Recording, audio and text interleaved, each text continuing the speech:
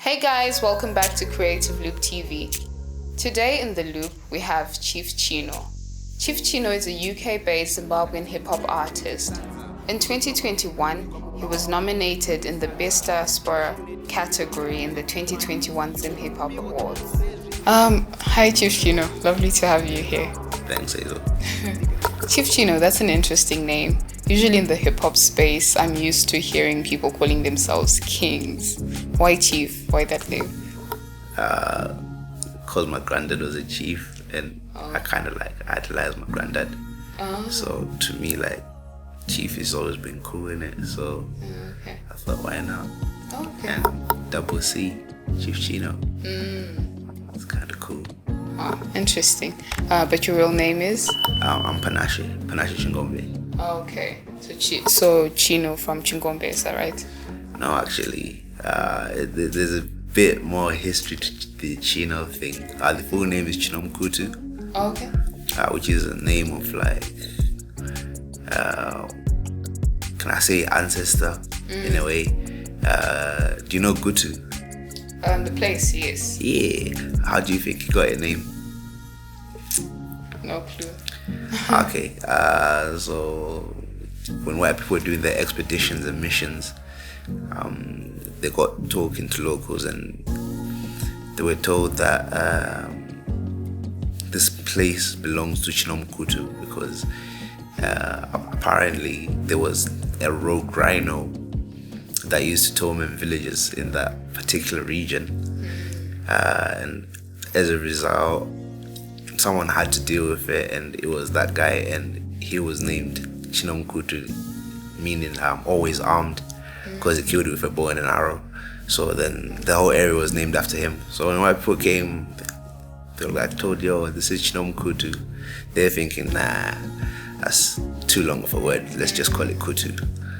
Yeah, so I guess that's the background behind it. It's I wanted my name to present where I'm from, which is Gutu. Does the name have an impact on the kind of music you sing as well? No way. Okay. So what's your inspiration behind the music you sing? I don't have any particular inspiration. I just kind of go with the flow, really. I'll be just chilling, vibing, and rhymes will just come in my head, and I usually just write it down, and that's how I do my verses. And at some point down the line, I'll think of a hook, and then I'll just put it all together, and that's how I make my music. I've spoken to a couple of artists before, and they say that in order for fans to love you, you've got to have a certain level of relatability. How have you managed to stay relatable to the Zimbabwean audience when you're Zimbabweans in Zimbabwe when you are based abroad? It's not something that I think about most of the time anyways, so I just kind of just sing about things that I see, things that I go through, things that I would want to listen to, and if people find it relatable, then I guess in a way me and them have got a lot in common. If not, then I guess it's the opposite. But either or, it is what it is. Yeah. I was reading somewhere that the kind of hip-hop that you sing, it's somehow infused with something called UK drill. It was my first time hearing of that. I don't know if it's a genre. Would you like to explain that? Or is that true? Is that what your music is about? I'd say in terms of lyrical content, no. Very different. But in terms of flows, I'd say yeah, my flow is quite UK influenced because I grew up listening to grime. I relocated to the UK when I was 13, and that was kind of the music that everyone listened to. So yeah, I can say that my beat and tempo is kind of in a UK way, and I suppose most of the UK drill beats that most people use, they do follow the the way that UK drill beats are set up is kind of like the meta right now. So yeah. Interesting. So does being abroad, being based in the UK, make it easier to pursue a career in music?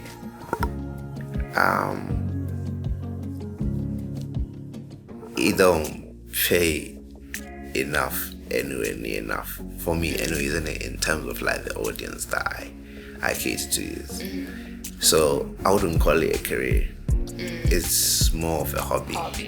It's something that I do for myself. It's a way for me to keep practicing my Shona, try to stay relevant with what I love, which is Zimbabwe.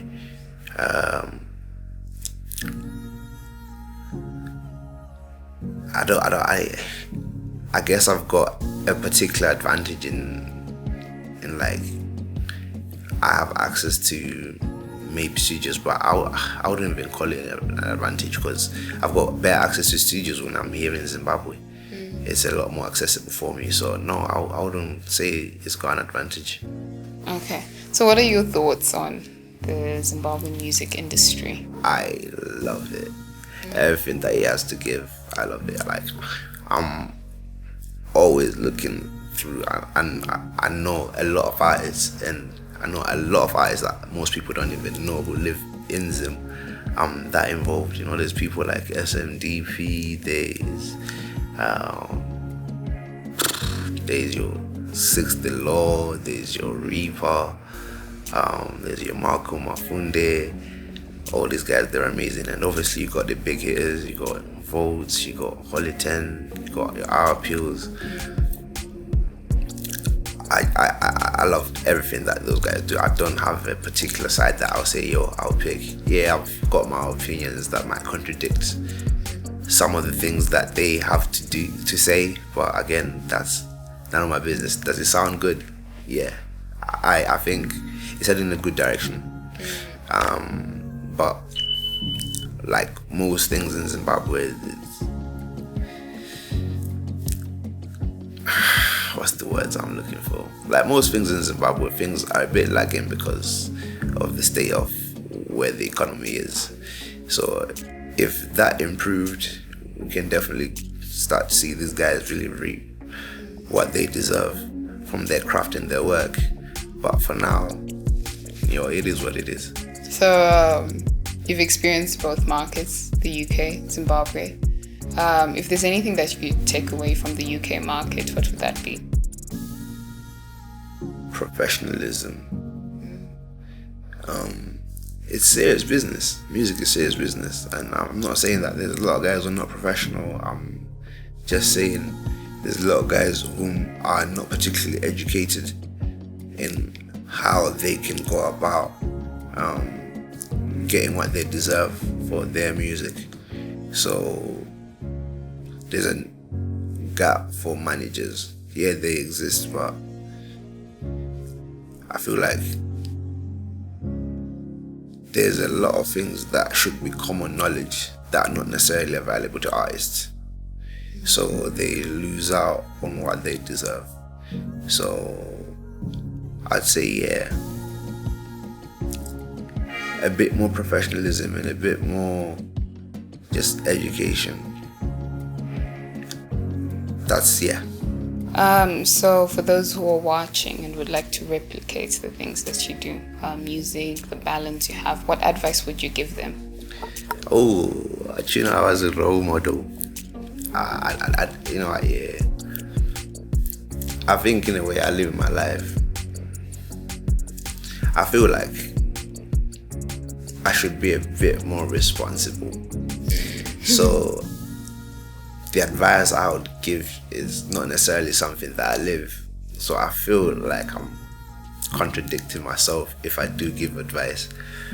But if there's anything that I live on a daily basis, is follow your dreams, do the things that make you happy. Don't stress too much about what other people think. Whatever you do, whatever you don't, people are always going to have an opinion, and it's none of your business what people think. always do what you want to do. All right, so for the girl fans who are out there and want to know, what's Chif Chino's relationship status? What's that like? I'm married. I'm married. I've got a family. I've got a nice. beautiful kid.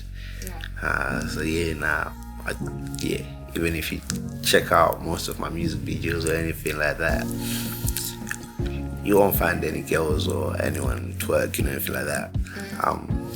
Just wait till I respect the wifey, innit? So yeah, Chif Chino is not about that. Oh, okay. The musicians that are married to and have videos like that for the girls, do you think that has an effect on the relationship? Is that why you don't do it? It depends who they're with. Yeah. I'm just joking.